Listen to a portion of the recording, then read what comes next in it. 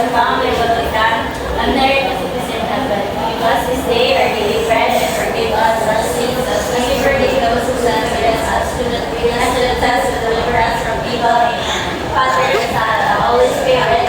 Amen. Pag-uwisip ko po ay hanay ang nagtuwa na tuloy ng mga nagkalat sa ilalim ng ibang mga utupan. May iban ba sa ating klase ngayon? Wala po. Okay, very good. Kagaya sa ating tahanan, ay may mga kasuban tayong sumusunod dito sa ating sinaslan. Mari ka ba magbigay ng isa, Jeffrey? Jeffrey? Taas ang kaliwang kamay. Okay, taas ang kaliwang kamay kapag gusto mong sumunod. Pangalawang kasunduan, Sheena. Umupo ng maayos. Okay, umupo ng maayos. Michelle, nakaupo na ba lahat ng maayos?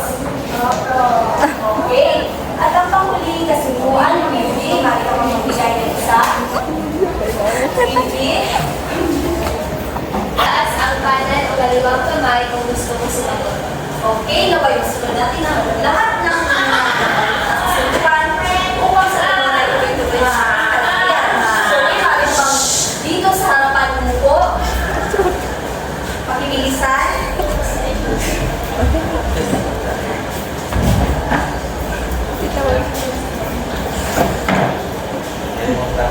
Ngayon ay magpapangkatin ko kayo sa dalawang grupo. Dito ang pangkat-isa at doon sa unang bahagi ng pangkat-dalawa.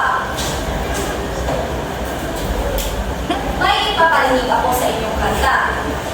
Pinamagatan itong Paalam Na. Isinend ko ito sa inyong group chat. Pakikuha na inyong gadget at sabay-sabay natin itong pakinggan. Tara!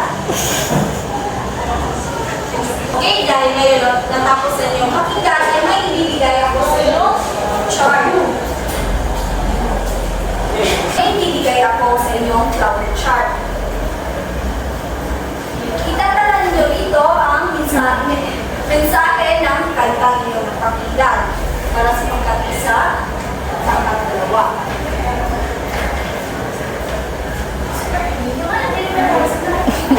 Okay, maaari na kayong magsimula ng 3 minuto kayo para tapusin ang gawain.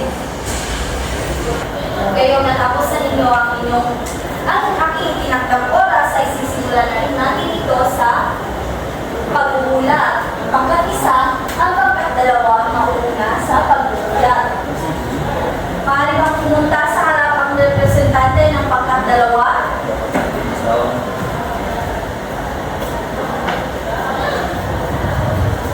Magandang mga lahat. So ito po ang nagawa ng pangkat-dalawa at matay sa aming napakinggang magandang musika ay napagtanto namin na ito ang mga mensahe na paloob sa isang musika. Sa unang-una yung namatay, dalawa yung lulisan, tatlo yung paalam, kaapat nasaktan at kalima yung pag-iusa. Yun lang at maraming salamat. Maraming salamat. Pangkat-dalawa, bigyan natin ng nice clap ang pangkat-dalawa. Sheena, mali mo pangunahan sa harapan ng nice clap. Turuan natin ang isang mga klase. Yes, I see. Nice, nice, nice. Okay, sabay-sabay. Sheena, pangunahan mo. Mali ba tumayo ang lahat? Tumayo na. Sige. Spell natin na nice. Okay, sabi na po. There you go. Nice, nice. Okay, dahil pangkat-isa, maaari bang pumunta ang representante para magulat. Ito ang nabuo namin mga salita sa napakinggan naming kanta. Lumisan, namatay, nagpapaalam, sakit, pagbabalik, pag-iusap, hindi tinadhana, at lungkot. Napakapagnahin. Maraming salamat, Sheena. Bigyan natin ng barangay club ang pangkat-isa.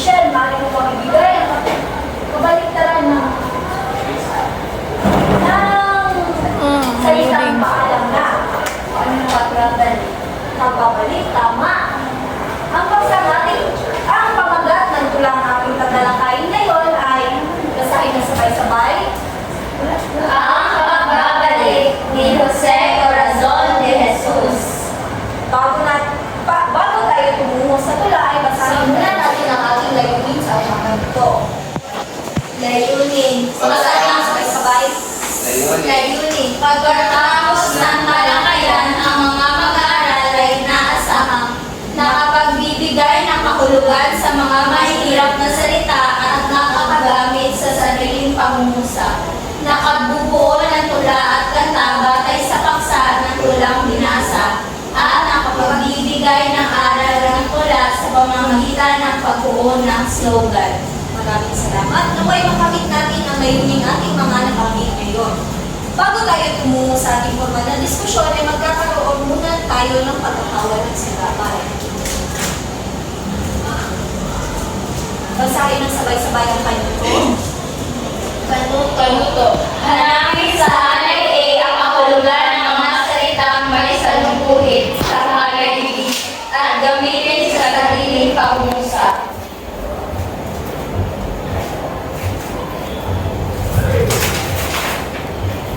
Siya mag-save Saan yun? Okay, para sa unang bilang, sino gusto sumagot? Itaas ang kanang kamay. Okay, Michelle, basahin mo na. Nalulumbay ang lahat ng marinig na pumalang na ang dating Tayo na gusto sa daligan. Ano yung mga Ano ba kita lang ang sagot, Michelle? sa daligan mo?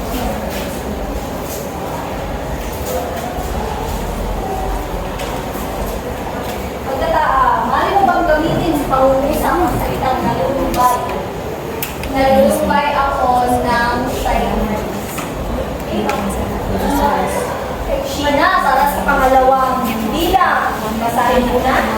Ang lahat ng pananim ay ginapas ko na upang magandang sa mahal kong bilang. Tatanong ko ang sagot.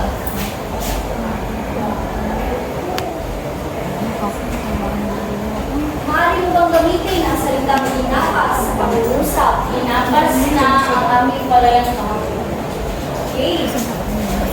Salamat, Sheena. Para sa pangatlong bilang, Felicity. Basahin mo na. ang kanilang paghihiwalay na dulot ng kapit-katikan.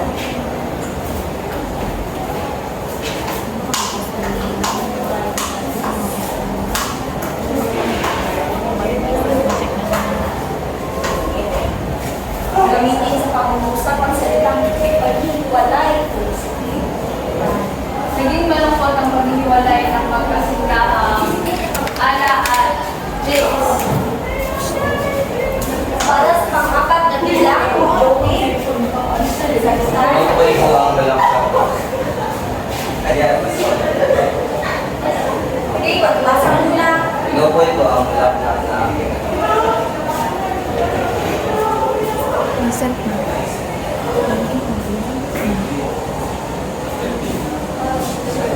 Biro. Para sa panghuling bilang, naging Jeffrey.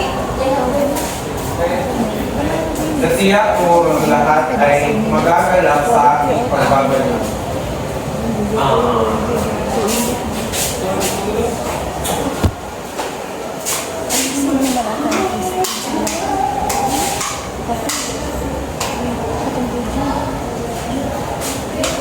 Okay, ang galing. Pagkataling lahat na inyong mga binigay na sagot ay tama. Maaari na tayong lumako sa ating formal na diskusyon.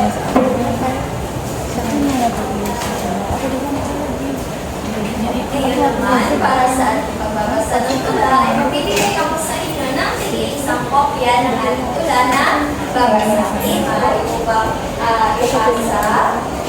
Kumuha ng isang kopya, pakingatan, para magamit na natin sa susunod. Okay.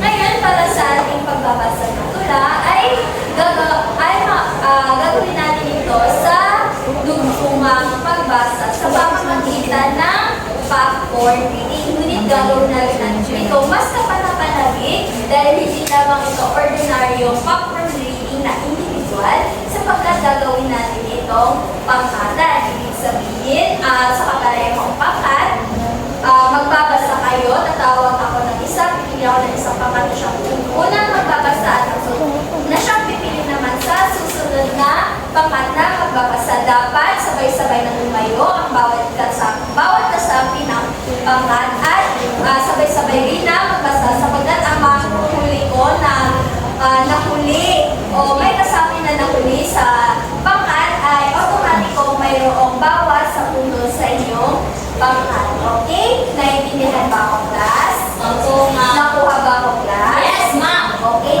Kung gayon, maaari ba ninyong simulan pangkat isa, pagbabasa? Isa, dalawa, tatlo, sabay. Jose Corazon Jesus. Babahagi ako ng sa loob ay namagkan. Sa matang Iwanan ang unahan. Isang siya ay iwan ko sa tabi ng hagdan. Sa gayong kalungkutan ng paghihiwalay. Nalumbay ako siya ay nalulumbay. Panginoon, pangkat dalawa. Okay, sabay. Nang salang kapan ako'y mamamagpas. Pasigaw ang saging, umuwi ka agad. Ang sagot ko'y, oo, hindi magtuluan. Nakangiti ako, luhay na nalaglag. At ako'y nagtuloy, pinutol ng landas. Nakabiyak ang puso't naiwan ang kabiyak. I-restart yun eh. Buk na ang araw, kalaan na ang dilim. At ang buwan na may ibig ng magnihinig. Mandi lang naman. Pagkakasyon na noong aking dating. Ang pinasada kong malayong lupain. Huwag ako nasa ugot, mga ibong itim. Ang nagsisalubong sa aking pagdating. Pagpang parang sa Sa pinto ng naroong tahanay kumato. Ako'y pinatuloy ng magandang loob. Kumain ng konti, natulog sa lungkot. Na ang puso'y tila ayaw ng ang pagkakaan ko, pusong naglalaro. Tumigil ko Makoy talaga lang tulog. Backward pagkakisa. Nang kinabukasan magawa ang nilim, araw ay nananamasay nagninig. Sisimulan ko na ang dapat kong gagawin. Ako'y nag-aaral na rin na nagtanim. Nang magiging siyempre talim sa kainin, ay hinapas kong naran sa iro dadalhin. Pag-power pagkakalawa. At umuwi akong taglay ko ang lahat. Mga buwan kapoy at sa Sampung bigas. Bulaklak ng damo sa gilid ng landas. Ay sisinog ko't paghahandog sa iyak. Na ako'y umalis, siya'y umiyak. Oh, ngayon sa akin siya'y nagagalang. Pag-power pagkakasa. At ako ay nagtulin halos lakad ako. Sa may lakong ang aming mayroon pang musiko. Ang aming tahanay masayang totoo. At ang panauhin ay nagkakagulo. Salamat sa Diyos ang nailigtas ko. Nalalaman nila na darating ako. Pakmore pangkatalawa. Ngunit, oh, talahara, dito ng imusan. Ako'y nakangit sa aking namasdan. Apat na kandila ang nakababantay. Sa paligid-ligid ng iyong kong bangkay. Mukhang nakangiti at ng aking hagdan. Ang parang sinabi, paalam, paalam. Okay? Ngayon na tapos na ang pagbabasa natin sa tula. Maliwanag ba sa inyo ang ilang class? Yes, ma'am. Okay, maliwanag ba? Kung talagang nagsasabi kayo ng totoo, sino ang persona sa tula? O sino ang nagsasalita sa tula? Okay? Steve? Ang may kinuha ko kong persona ng tula ay asawang lalaki. Okay, tama ang asawang lalaki. Sino pang mayroong ibang ideya? Okay, Joey? Parehas na. Okay, kaparehas, wala na bang iba? Okay, kung wala pang magbibigay. So, isang kasamaan na nakibukas mula sa tula ay tungkol sa isang Pilipino na lumayapan para sa kanyang bayan. Ngunit pagtanim niya sa kanyang lupang sinilangan ay hindi niya nadadagdagan ang kanyang mga mahal sa buhay. Okay? Kung pansinin natin ang tula, ano ang sukat nito? Ito ay, ano nga ulit ang mga sukat ng tula? Lalabi ang dalawa. Lalabi dalawahin, waluhan, waluhan, at dalawahin, waluhin. Tama ba? Okay. So, anong sukat ng tula ang ating binasa? Sheena?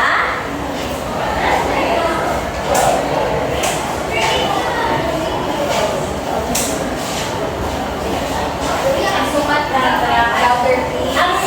ito lang ating binasa ay 12. Tama. Kung ba, bigyan na natin ng good job clap si Sheena. G-O-O-D-J-O-B. Good job. Good job. Okay, sabay-sabay. G-O-O-D-J-O-B. Good job.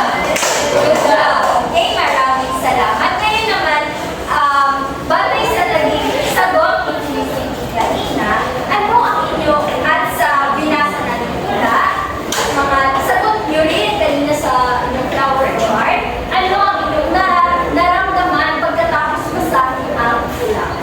Okay, Arabella, ano ang naramdaman? Naramdaman ko ang malungkot. Ang malungkot, bakit ka nalungkot? Ayaw ipalitan na? Kasi inaasahan ng kanyang asawa na siya ay babalik. Inaasahan na tabiyak na siya babalik sa kanyang asawa. Maraming salamat, Ara. Bigyan ka ng tatlong bagsak. Tama nga naman, walang sino man sa atin na siyang nagnanais na malayo o mawalay sa ating mahal sa buhay. Ngayon, para sa pangkulitan naman ko, ano pa, kayo ba ay kasigahan sa tula? Nalungkot? Nalungkot? Nalumbay? Ano pa? Okay, yun na. Pagpapatuloy ng aming diskusyon ay binibining will be, maaari ka bang magbigay ng iyong ideya kung ikaw ang lalaki na persona ng tula, ano ang iyong mararamdaman kapag nalaman mo mula sa iyong mga sakripisyo mula sa ibang bansa o sa ibang lugar, ay madatnan mong wala na pala ang iyong mga minamahal sa buhay.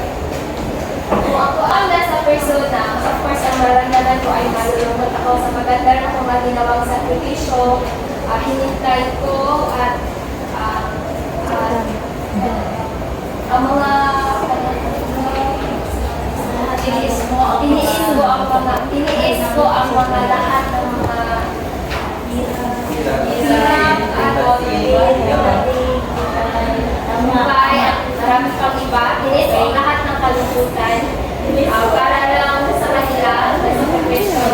Tapos pagdating mo ay wala na para sila. Parang ang katandaman mo na parang ang lahat na ginawa mo ay parang nagusta sa kanila.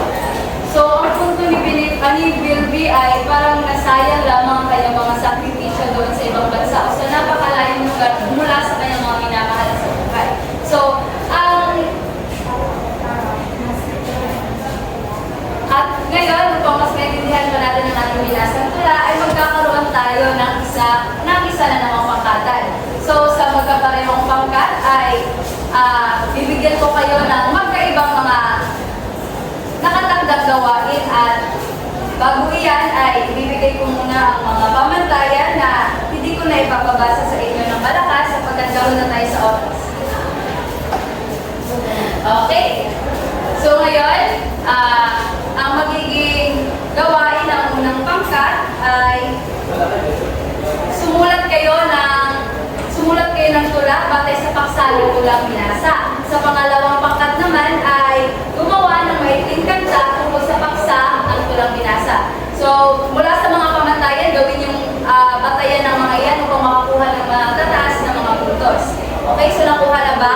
Opo, ma'am. Okay, may 5 minuto kayo sa paghahanda, 2 minuto para sa presentasyon. Maaari na kayo magsimula. Ang bawat pangkat ay nakakuha ng matataas na puntos. So, ang unang pangkat ay may karagdagang 15 puntos, habang ang ikalawang pangkat rin ay may 15 puntos. So, bigyan nyo ng 5 bagsak ang bawat isa. na tayo sa ating paglalahad. At muli sa kaparehong pangkat ay nais kong gumawa.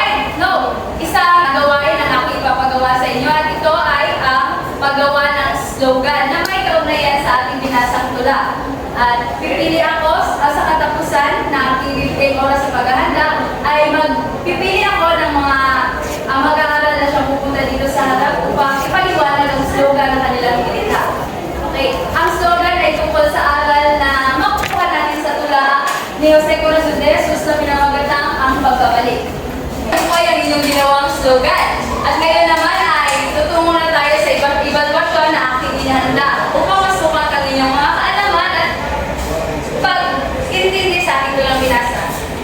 Okay, basa? Okay na. Okay, ngayong tapos na ang pagsagot sa evaluasyon ay ipasa na lamang kay Sheena ang papel upang akin ang mawastuhan mamaya. At ngayon naman ay basahin na natin ang ating saktang aralin para maipasa sa susunod na pagkikita. Ibasa na malakas. Tap